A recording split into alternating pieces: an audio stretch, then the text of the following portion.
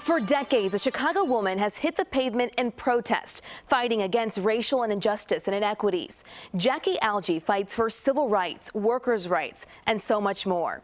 For the CBS 2 Chicago history maker, change begins when you mobilize and march.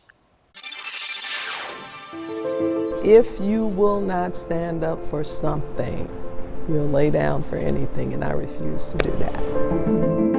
Fighting from her roots, a family from the Deep South, marching with Dr. Martin Luther King. Getting beat, and getting spat on, and getting jailed. We had to march. Marching was very key because it drew the attention to whatever the issue was, and for them, it was freedom. Jaquie Algee now carries the baton, not only marching, but mobilizing the masses. Like leading the charge of the Chicago's Women's March as board president and founding member after the election of President Donald Trump. The march is to a movement, and we're going to move to get him out. In 2017, 250,000 people came out in Chicago. Then 300,000 the next year amid the Me Too movement.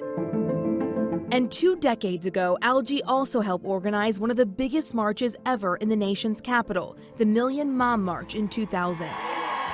That was really a purpose-driven mission for me, or assignment for me, because my son and only child had been murdered here in Chicago. And I vowed until I joined him that I was going to always fight to end gun violence. His name was Kenneth. This is Algee holding a picture of her son outside the White House. We're determined to make it work. We're not going to stop until it happens. Now, have we settled it? Is gun violence still prevalent? Absolutely it is, and too much of it. But what it did do was raise attention. And that's the point of all this for Algee, marching as a catalyst for change.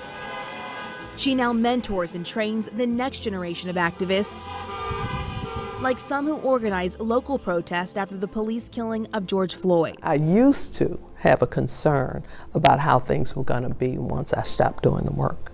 But I don't have that concern anymore because I know there are so many of them out here, young women and young men who are not only capable and qualified, but ready.